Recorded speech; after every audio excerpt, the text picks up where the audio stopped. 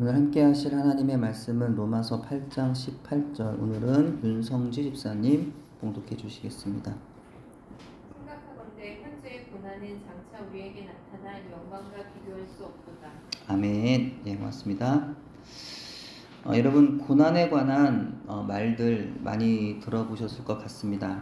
고난에 관한 아주 유명한 말이 있습니다. 신은 인간에게 선물을 주는데, 인간에게 선물을 줄 때마다 시련이라고 하는 포장지에 싸서 준다. 선물이 크면 클수록 시련도 크다. 이런 유명한 말이 있습니다.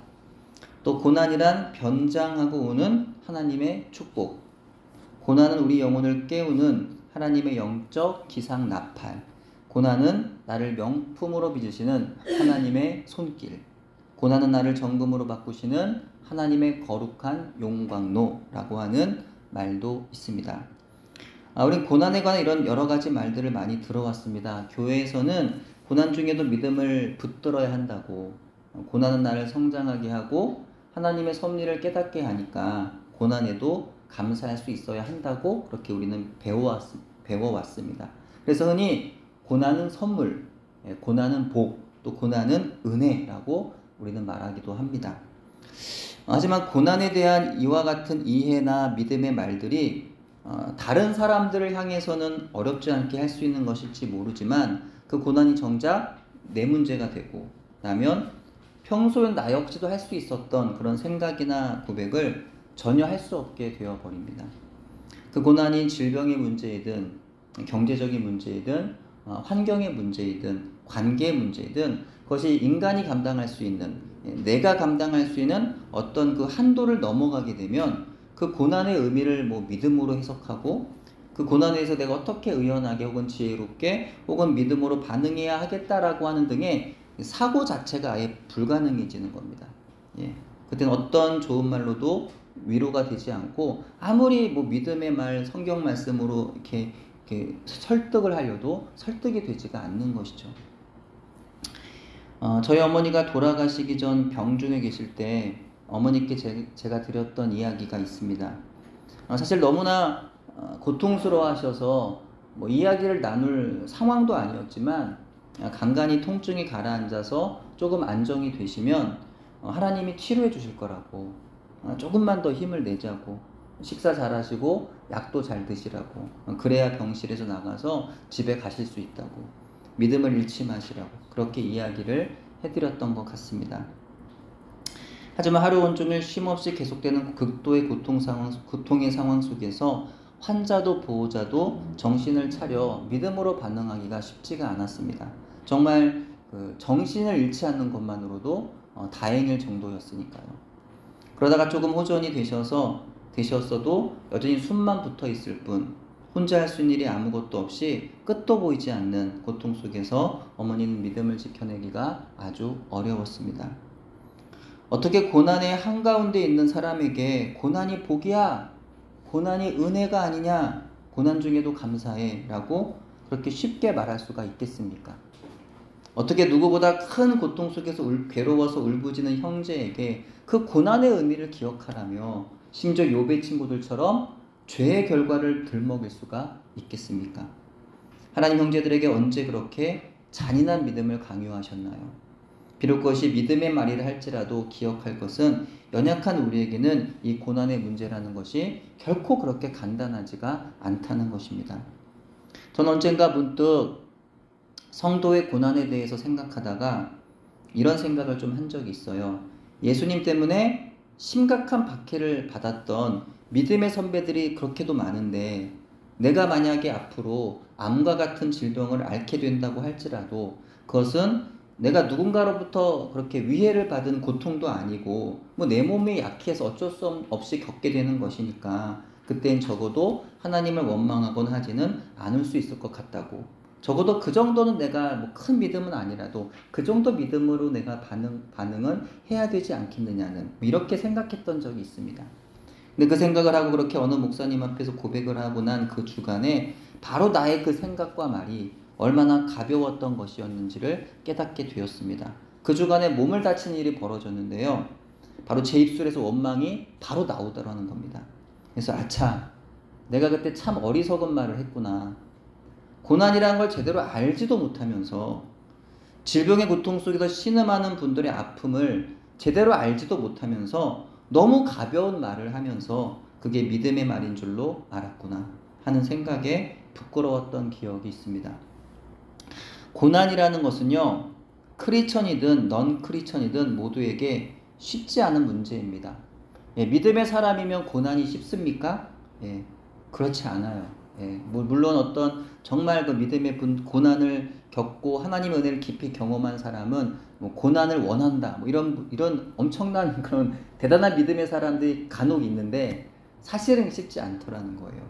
물론 우리가 하나님의 백성으로서 고난에 대해 세상과는 다른 믿음의 반응을 보여야 되겠지만 고난에 대한 깊은 이해, 묵상이 없이 그저 입술로 믿음을 이야기하는 것은 어쩌면 어리석음이 될 수도 있더라는 겁니다. 잘 모르면서 하는 말이더라는 거예요. 세상을 덜 살았고 덜 겪은 거죠. 그래서 평소에 더욱 고난을 우리가 생각해야 한다는 거예요. 고난이 남의 문제가 아니라 내 문제가 되었을 때, 내가 지금 고난의 가장 깊은 한가운데 놓여 있을 때, 그 순간에는 고난에 대한 믿음의 반응이 어려워질 수 있기 때문에 더욱 우리는 평소에 고난에 대해서 생각해 보아야 한다는 것입니다. 조금이라도 건강할 때, 조금이라도 평안할 때, 육체적으로든 경제적으로든 조금이라도 힘이 있어서 생활할 수 있고 예배할 수 있으며 봉사할 수 있을 때 일상 가운데 이 고난의 문제에 대해서 생각해 볼 수 있어야 한다는 겁니다. 성도에게 있어서 고난이 어떤 의미인지, 또 그 고난이 나에겐 정말 어떤 의미를 갖고 있는지, 내게 지금보다 힘들고 고통스러운 상황이 닥친다면 나는 그때 그 고난을 어떻게 해석할 것이고, 그때 나는 하나님과 사람들 앞에서 어떤 모습을 보일 수 있어야 하는지를 말이죠. 항상 생각하다가 맞이하는 고난과 전혀 생각 없이 당하는 고난은 분명 그 마음가짐이 다를 것입니다. 누구에게나 고난은 싫은 것이고 가능한 피해가야 하는 일이며 사실 생각하고 싶지도 않은 일이지만 어떤 모양으로든 반드시 겪게 될 일이라고 한다면 고난의 때 나는 어떤 모습으로 그때를 지나야 하는지를 미리 생각하고 묵상하면서 믿음으로 내 마음과 영혼을 미리 준비해 놓는 일은 매우 우리에게 필요할 것이라고 여겨집니다. 다음 화면이요. 바울 사도는 고난에 있어서는 할 말이 참 많은 사람이에요. 그쵸? 바울처럼 고난 많이 받은 사람도 흔치 않습니다. 그래서 바울이 고난 중에 믿음을 말하고 감사해라 라고 말한다면 그가 하는 말은 진리이고 우리는 그의 말을 들을 거예요. 왜냐하면 그만큼 고난을 겪은 사람이 하는 말이기 때문에 저처럼 많이 겪지도 않아놓고 그렇게 생각 없이 하는 말과는 다르다는 거예요. 엄청난 고난을 겪은 사람이 그 고난을 통해 하나님 은혜를 체험하고 하는 말이에요. 그러니까 감사하라는 거예요. 만약 바울같이 고난의 세월을 무엇보다 예수님 때문에 당한 그 고난의 시간들을 나누며 우리에게 믿음을 가지라고 누군가 위로한다면 그의 말에 귀를 기울이고 다시금 힘을 낼 수가 있을 것입니다.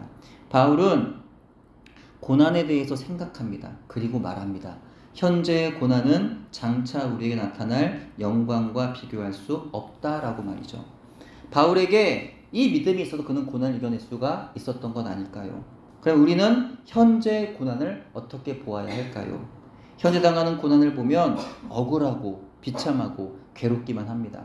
그냥 너무나 싫은 거예요. 너무나 우리는 고난을 당하면 그게 너무나 싫죠. 빨리 좀 벗어났으면 좋겠죠. 성경은 우리에게 환난은 인내를 만들고 인내는 연단을 만들고 연단은 소망을 이룬다고 말씀하지만 아무리 내가 믿음으로 살아보려 하여도 언제나 지금 당하는 나의 고난은 이겨내기가 만만치가 않더라는 것이에요. 근데 그 모든 환난과 고난들을 다 경험해본 바울이 세상에서 여러 가지 고난의 때를 지나야 하는 모든 성도들에게 해주는 말씀이 있습니다.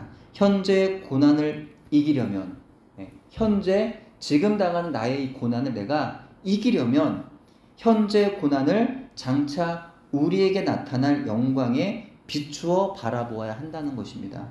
왜냐하면 우리 현재 당하는 고난이 한없이 크게 느껴질 수가 있지만 사실 우리가 장차 보게 될 영광에 비하면 이 둘은 그 크기나 가치에 있어서 전혀 비교가 되지 않기 때문입니다. 다음은 그래서 바울 사도는 고린도후서 4장 17절 18절에서 동일한 말씀을 하고 있어요. 같이 읽습니다. 시작. 우리가 잠시 받는 환난에 경한 것이 지극히 크고 영원한 영광에 중한 것을 우리에게 이루게 함이니 우리가 주목하는 것은 보이는 것이 아니요 보이지 않는 것이니 보이는 것은 잠깐이요 보이지 않는 것은 영원함이라. 아멘. 여러분 어떤 사람이신가요? 여러분 영적인 것을 생각하는 사람이신가요? 아니면 세상의 것을 생각하는 사람이신가요? 여러분 정말 어떤 사람이신가요? 보이지 않는 하늘의 것을 소망하는 사람이신가요? 보이는 것을 소망하기 때문에 늘 마음 아파하고 괴로워하고 힘들어하는 그런 사람이신가요? 우린 세상에서 장차 더 좋은 것을 얻기 위해서 지금 힘들어도 희망을 가지며 살아가곤 합니다. 때론 그것이 비록 희망 고문처럼 보여요. 그래서 그조차도 포기하며 살아가는 그런 우울한 세상을 현대인들이 살아가고 있지만 그리고 여전히 많은 경우 지금의 고난의 때를 견디는 힘은 미래에 대한 희망이라는 것은 다르지 않을 것 같습니다. 하지만 성도가 갖는 미래에 대한 희망은요, 세상의 불신자들이 가지는 그런 희망과는 다릅니다. 그들이 가진 희망은요, 불확실한 거예요. 불확실한 것들이기 때문에 때때로 희망 고문이 되는 겁니다. 하지만 저와 여러분과 같은 하나님의 백성, 성도들이 갖는 희망은 확실한 겁니다. 아멘. 절대로 희망 고문이 아니라는 거예요. 그 미래를 약속하신 분이 계신데 그분이 바로 살아계신 창조주 하나님이시기 때문입니다. 그렇다면 역시 결론은 뭐예요? 믿음입니다. 우리 하나님을 믿느냐라는 거예요. 그 문제예요. 정말 내가 눈을 들어서 내 앞에 계신 하나님의 임재를 경험하고 있느냐? 정말 내가 눈을 열어서 내 곁에서 내 손을 붙잡고 계시는 예수님의 얼굴을 내가 지금 보고 있느냐라는 문제입니다. 예수님을 믿는다고 해도 오늘 현재 삶에서 항상 내 곁에 계신 예수님을 바라보지 못하면 그 믿음은 아무 효력이 없습니다. 내 인생의 고난 앞에 예수를 믿는다는 것이 아무런 능력이 없더라는 거예요. 예수를 믿어도 늘 불안하고 늘 두렵고 세상 사람들과 더 나을 게 없더라는 거죠.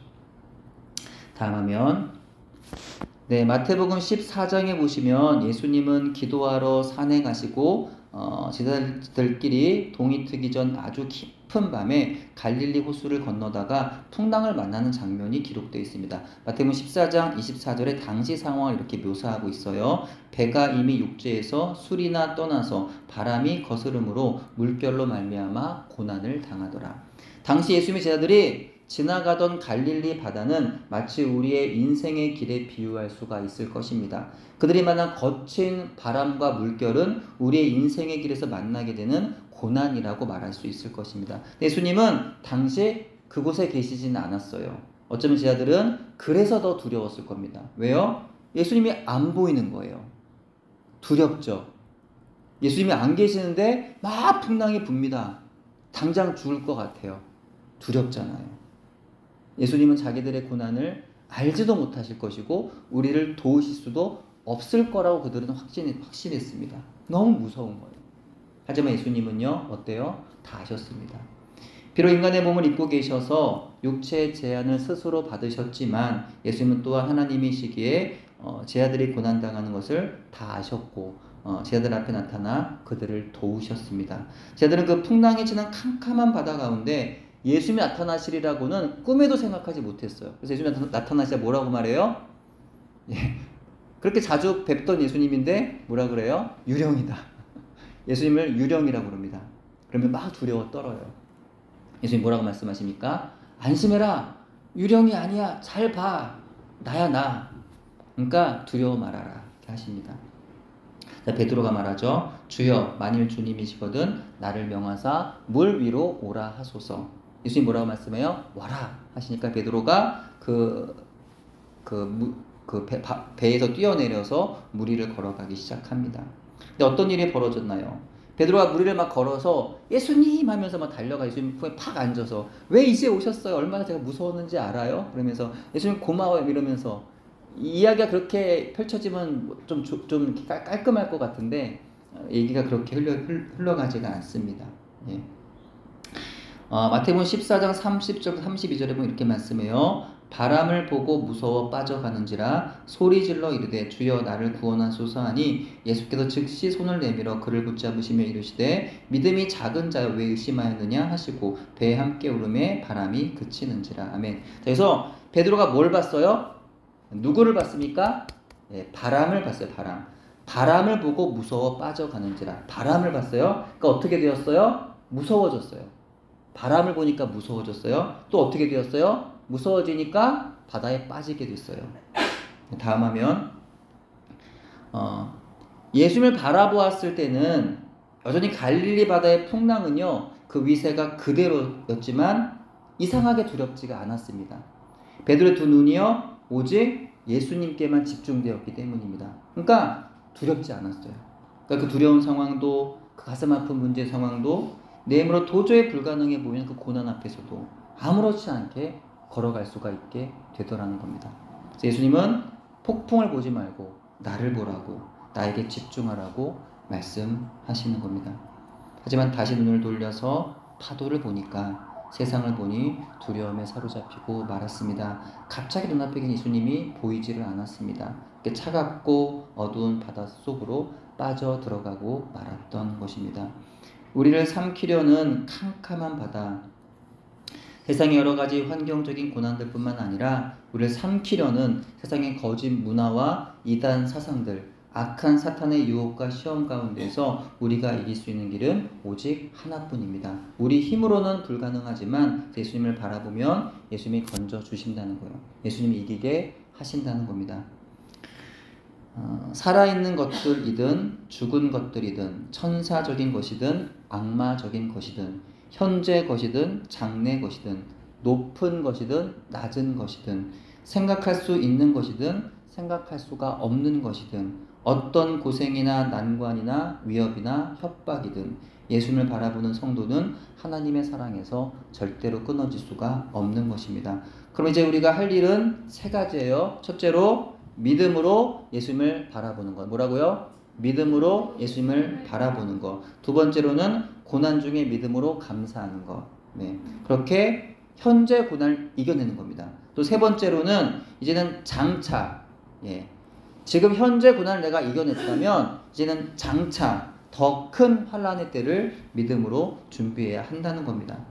그래서 고난을 이기는 길도, 장차 다가올 고난의 때를 준비하는 길도 바로 뭐예요? 믿음이라는 거예요. 믿음. 네. 바로 예수님을 믿는 것이고 예수의 말씀을 믿는 겁니다. 오라 명령하신 분이 누굽니까? 예수님이잖아요. 다른 사람 말이 아닙니다. 예수님 말씀이에요. 우리는 다른 어떤 힘이 있는 누군가의 말을 따르는 것이 아니라 바로 하나님의 아들이신 예수님의 명령에 따라서 그 믿음의 길을 걷고 있는 겁니다.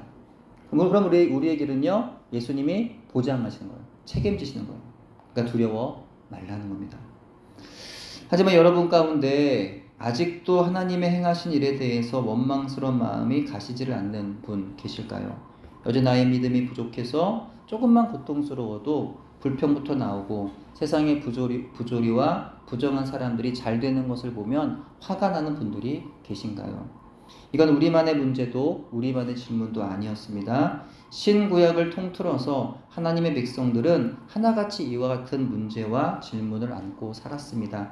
하나님의 선택하신 백성 유다가 멸망하게 되었는데 유다를 위협하는 대적들이 바로 하나님을 알지 못하는 악한 나라라고 한다는 것에 대해서 하나님의 선지자들 역시도 하나님을 이해할 수가 없었습니다. 이에 대해서 예레미야 선지자가 하나님께 불평을 터뜨렸습니다. 거기에는 물론 하나님의 지혜와 섭리와 의로움 등에 대한 여러 가지 신앙인으로서의 불평과 의심이 담겨 있었던 것인데요. 하지만 한마디로 하면은요, 너무 힘들다는 거예요. 너무 괴롭다는 겁니다. 너무 고통스러워서 견딜 수가 없다는 거예요. 그게 바로 예레미야의 탄식이고 불평입니다. 네, 다음 화면. 그때 하나님 이렇게 말씀하셨는데 예레미야 12장 5절 같이 읽겠습니다. 시작. 만일 내가 보행자와 함께 달려도 피곤하면 어찌 능히 말과 경주하겠느냐. 내가 평안한 땅에서는 무사하려니와 요단강 물이 넘칠 때에는 어찌 하겠느냐. 아멘. 예레미야는 하나님 말씀을 전했지만 들려오는 것은 미움과 생명의 위협이었습니다. 예레미야는 하나님 앞에서 악한 자가 형통하고 의인이 고난당하는 것이 언제까지냐면 탄식합니다. 심지어 예레미야 불평은 하나님이 그들을 보호하시니까 그 악한 자들이 형통한 것이 아니냐며 하나님 탓을 하기까지 이릅니다. 한 그런 예레미야를 어설프게 위로하지 않으셨어요. 야, 미안하다, 미안하구나, 내가 좀 그랬구나, 내가 널 도와줄게, 내가 너의 고난을 좀 걷어내 줄게, 그렇게 위로하지 않으셨어요. 오히려 예레미야를 더 강하게 채찍질하십니다. 그에게 강한 도전을 주셔서 마음을 강하게 다잡을 수 있도록 그렇게 말씀하세요. 만일 네가 보행자와 함께 달려도 피곤하면 어찌 능히 말과 경주하겠느냐. 네가 평안한 땅에서 무사하려니와 요단강 물이 넘칠 때에는 어찌하겠느냐. 무슨 말이에요? 지금의 고난은 장차 다가올 환난과는 비교할 수가 없다는 겁니다. 때문에 예레미야에게 필요한 것은 이전처럼 여전히 지금 비록 고난이 많고 힘들어도 지금도 하나님을 바라봐야 한다는 거예요. 여전히 하나님 말씀을 믿음으로 붙잡아야 한다는 겁니다. 하나님을 바라고 의지하며 붙들지 않고선 지금의 고난은 물론이려니와 장차 다가올 고난의 때에 감당할 수가 없다는 겁니다. 그 고난을. 그럼 현재 고난을 이기는 비결은 믿음입니다. 현재 고난 앞에서도 감사하며 즐거워할 수 있는 능력도 믿음입니다. 장차 다가올 환난의 때를 준비하는 방법도 바로 믿음입니다. 우리 다음 화면 요한복음 16장 33절, 로마서 8장 37절, 요한일서 5장 4절 계속 같이 읽겠습니다. 시작. 이것을 너희에게 이르는 것은 너희로 내 안에서 평안을 누리게 하려 함이라. 세상에선 너희가 환난을 당하나 담대하라. 내가 세상을 이기었노라. 그러나 이 모든 일에 우리를 사랑하신 이로 말미암아 우리가 넉넉히 이기느니라. 무릇 하나님께로부터 난 자마다 세상을 이기느니라. 세상을 이기는 승리는 이것이니 우리의 믿음이니라. 아멘. 다음 화면 보시면은 또 잠언 15장 14절도 이렇게 말씀하고 갈라디아서 2장 20절의 말씀도 같이 읽을게요. 시작. 고난받는 자는 그날이 다 험악하나 마음이 즐거운 자는 항상 잔치하느니라. 내가 그리스도와 함께 십자가에 못 박혔나니 그런즉 이제는 내가 사는 것이 아니요 오직 내 안에 그리스도께서 사시는 것이라. 이제 내가 육체 가운데 사는 것은 나를 사랑하사 나를 위하여 자기 자신을 버리신 하나님의 아들을 믿는 믿음 안에서 사는 것이라. 아멘. 우리는 세상을 살아가면서 이런 말 가끔 합니다. 성경대로 살라고 하는데 성경은 너무 우리 현실과는 다르다. 성경과 우리 현실은 너무 괴리가 있습니다. 성경대로 살면 우리가 현실 속에서 살아갈 수 없습니다. 이런 말들을 합니다. 현실은 나는 너무 힘들고 고통스러운데 성경은 나의 현실을 전혀 반영하고 있지 못하는 것처럼 느껴지더라는 거죠.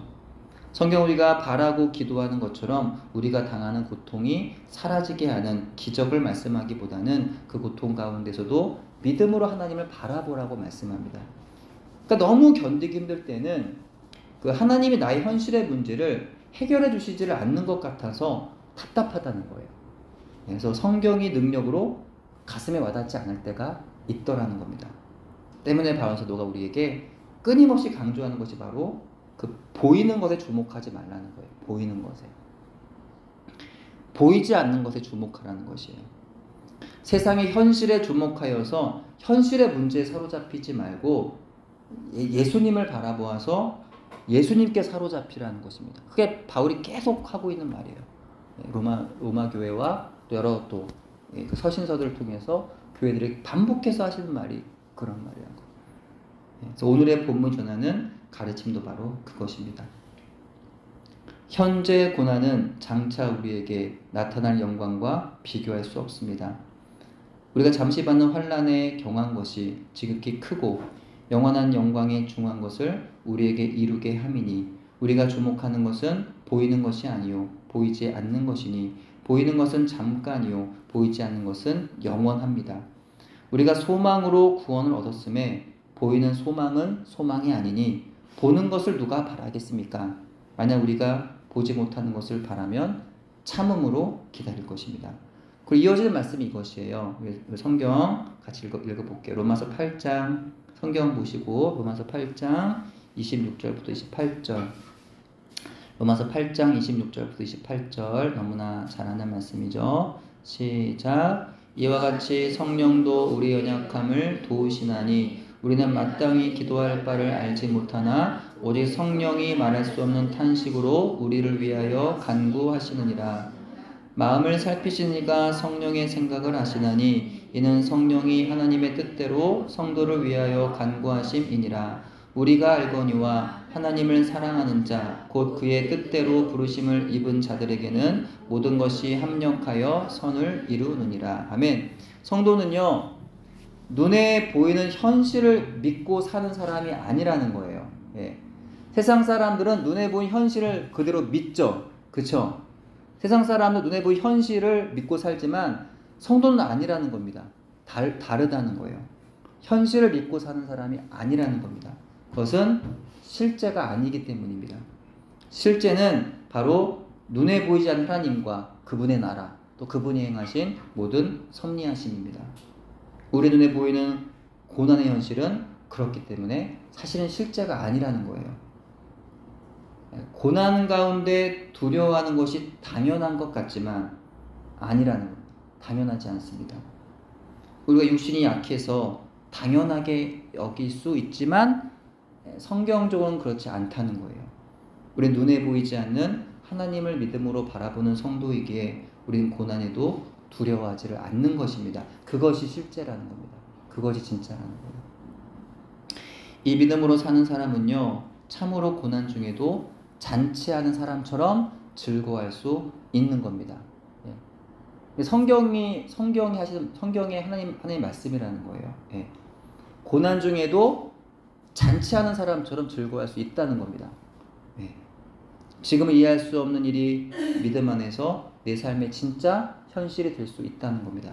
고난 중에도 하나님과 그분의 말씀을 믿기 때문에 날 위해 죽으시고 부활하신 예수님의 사랑을 내가 만났기 때문에 지금 성령께서 나의 기도와 삶을 통치하시고 도우시기 때문에 우리는 그 믿음 안에서 내 안에 계신 주님으로 인하여 어떤 고난에도 아주 낙심하지 않는 겁니다. 오히려 감사하고 즐거워할 수가 있게 되는 것입니다. 여러분의 마음에 누가 계십니까?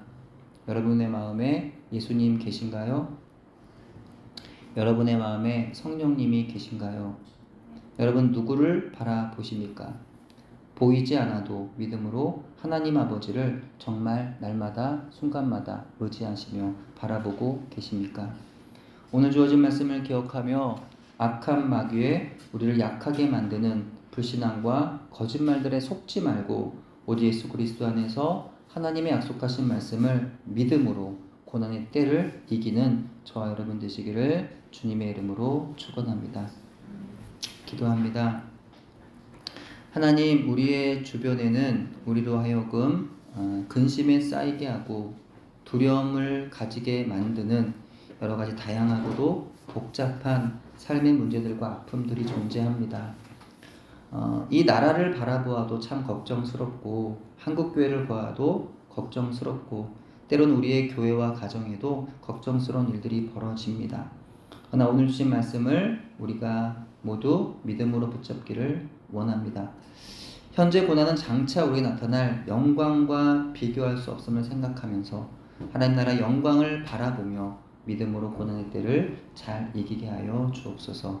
예수님 이름으로 기도합니다. 아멘.